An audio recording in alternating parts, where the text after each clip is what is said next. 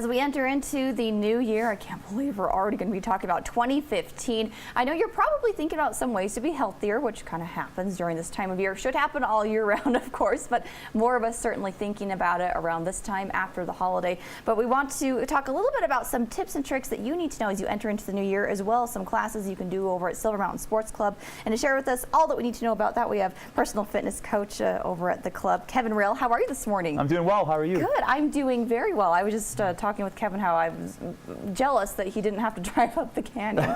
You just live right around the corner from us. Yeah, right. And it's nice to have you here this morning. Thanks. And you know a thing or two about fitness, to say the least. Well, I fake it pretty good at least. Just something to tell me. There you go.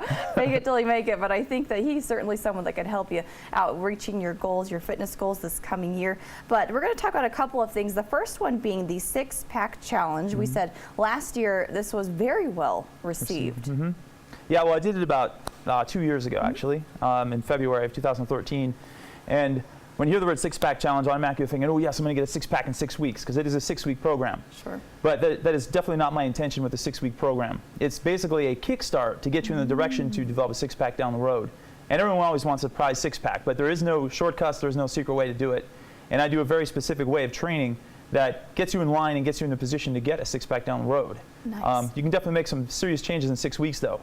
But anything that promises results like that, it's just a bunch of fluff and it's a bunch of lies. Right. And I try to expose all the charlatans out there in the fitness industry, and I create programs that are realistic, but fun at the same time as well. Yeah, and of course, there's no easy way to a six-pack. It does require some hard work, but of course you can direct us and cut out all the crap that we might be hearing about how to achieve that. Give us an idea of what we can expect during the 6-week course. Well, I do a lot of kettlebell work, and I do a lot of body weight, and I do what's called three-dimensional movement patterns.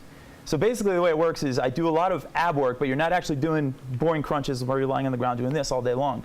As a matter of fact, I rarely do boring crunches just like that in my classes or in my own personal workouts. I like to get the abs always engaged, or the core, the whole core, around the whole back and everything, engaged with as many exercises as I can. So I use what's called leverage. So when you're doing a plank like this, you're doing an ab exercise. But now when you roll into a side plank and you have only 2 points of contact with the floor with your foot and your hand in your side position, then all of a sudden you're working your abs even more severely. Then when you do a side bend at the same time and then you have a dumbbell in your hand and you're pressing the dumbbell and coming down and then back up again, then you have a little bit of a different load and your body is in a compromised position, so your abs have to work a little bit harder. And that's a lot more fun than doing an ab crunch, and it's a lot more healthy for you as well because you're incorporating more muscles and more movement patterns and you're getting more joints moving as well. Excellent. So how do we go about signing up for this class, and when does it begin? You can go to Silver Mountain at the front desk and you can sign up right there at the front. Just say I want to do K-Rail six-pack challenge. It starts next Wednesday. It's going to be on Wednesday and Friday mornings, 2 classes, 6 a.m. and 8:30 a.m. And that's the 2 classes for 6 weeks. For 6 weeks, yep. So you get 2 classes a week for 6 weeks. Excellent. Well, we're going to talk about a little bit more in addition to the six-pack challenge. Tell me a little bit about, we have listed here kettlebells, Indian clubs, and historic methods in terms of how fitness has changed over the past. Well, I'm a big, I'm big into fitness history.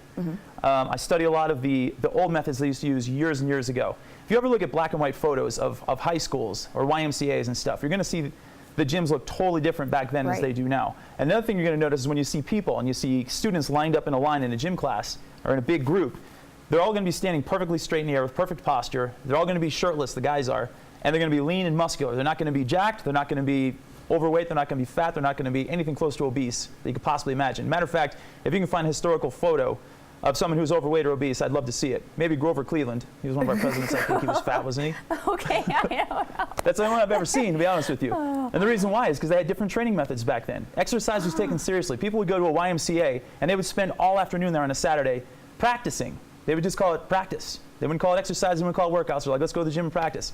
And they would spend all day there with their friends. They would spot each other. They had all these different really cool things. Gymnastic equipment was really popular back then. Ropes, you'd see ropes hanging from the gym ceilings. You would see all these different shaped ladders and stuff where they would climb up the ladder and down the ladder with their arms only.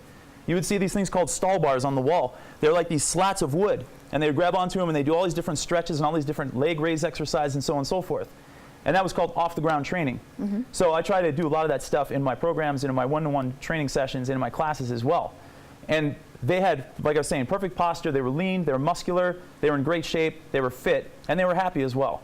Nowadays, we got to a point where things have changed over the years. And now it's like all these people are coming out and all these companies and organizations, and they're trying to outgun each other to see who can make the more hard style workout that they possibly can, and the more intense thing, and try to make people puke and try to have them like suffer pain every single day of their lives. And they think they wear it like a badge. People literally just walk down the street with their arms in slings like, yeah, but I still made the class the other day and I did box jumps. I did everything I could. I'm like, oh, that's nice. When's your shoulder going to be fixed? Oh, I don't know. It's probably permanently damaged. Oh my God. That's great. You can wear that like a badge all you want, but you know what? Sure. I like to move well, I like to look good, and I like to get other people to move well and look good as well. And I like the old historical methods because they were safe and they were effective, and you can still add intensity to it as well. You just got to know how to do it.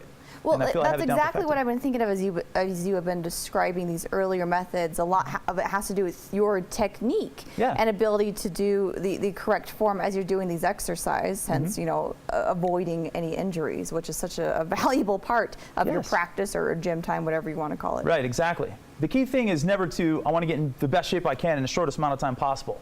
It should be a lifelong thing. You should embrace it and love it and have fun when you go to the gym.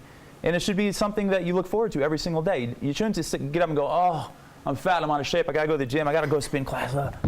And you sit there on the bike and you're slumped over a bike for an hour and a half, and you get off there and you feel like crap and you leave. Now, I'm not saying everybody does that spins, because I know a lot of people that do, and a lot of people love it, and that's great. If that gets you to the gym, that's fine. But in the big picture, you want to have good posture, you want to feel good, you want to be able to pick up your children easily and craftfully every single day, and you want to be able to put groceries in the back of your car without feeling pain in your back or your knee or anything else. And you want to be able to walk upstairs and do all these different things with grace and ease. And here we are in Park City, the greatest ski town in the world.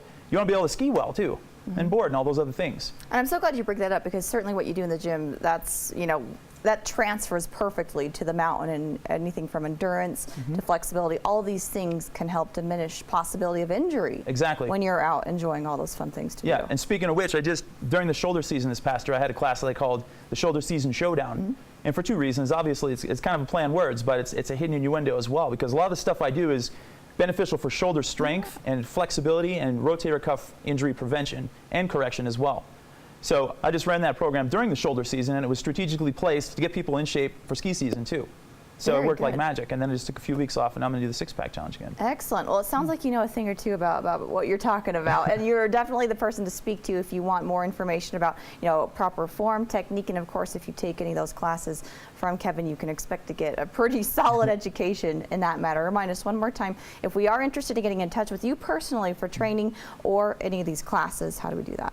You can reach me at just go to the gym at Silver Mountain and ask for my contact information there. You can just find me on Facebook, Kevin Rail. I'm easy to find. And you can reach me at krail@wellcoaches.com as well, through email. And I know you have a website online as well with a book. Yes, But I have an I ebook. want you to mention this to our viewers before I let you go real quick. What's the concept behind this book? Well, over the course of time, I'm big into organic food and creating dishes and meals that are really healthy but really taste great at the same time, because it's one concept people are often afraid to eat organic, if you will, because it's going to taste like dirt and it tastes Right, like they're crap. like, why am I eating this? It's not enjoyable anymore. I know, it couldn't be farther from the truth. Organic food tastes a lot better than conventional food, in my opinion. But over the years, I'm a pretty busy guy, so I need to make really healthy dishes in a short amount of time. And I try to make them as delicious as I can and as eye-appealing as possible. And over the years, I've created all these different concoctions and meals and recipes, and people have just been loving them. I've been displaying them at parties and all these other things. So I decided to put an ebook together. So basically, it's a recipe book of all these different collection of dishes that I've made over the years, and I have interesting backstories with each one to match and everything else. Give us an example of one of these recipes that you've got. One of them is your called favorites. Rail Mix, Okay. and it's basically 3 ingredients. it's cranberries, unsweetened, and sesame seeds and organic soy nuts with salt. And then I basically put them in a bowl, mix them all together, and it makes a perfect Super Bowl snack. All right. And it's high in protein, high in fiber, and high in antioxidants as well, all rolled into one. Well, that's a quick, easy that one. sounds simple, There's organic, your free recipe of the day right natural, there. and easy. Rail Oh, Mix. there you go. If you want to get the book, though, you can go to actofnutrition.com. It's not active, it's act of nutrition. Okay. Yes. Good to know. Well, Kevin, thank you for joining it. us here this Thank you for morning. letting me on. Appreciate your time, and hopefully that's gotten you a little bit more motivated. You know what got me motivated in What? our discussion is this idea of practice versus gym time. If I tell myself it's practice, I can totally do that way I know, it better. makes it a little bit Oh yeah, less- it doesn't sound as daunting, Yes, especially if you're exactly. starting a new routine. So thank you, sir. Great having you here Yeah. this morning. Kevin Rail with Thank you. Silver Mountain Sports Club.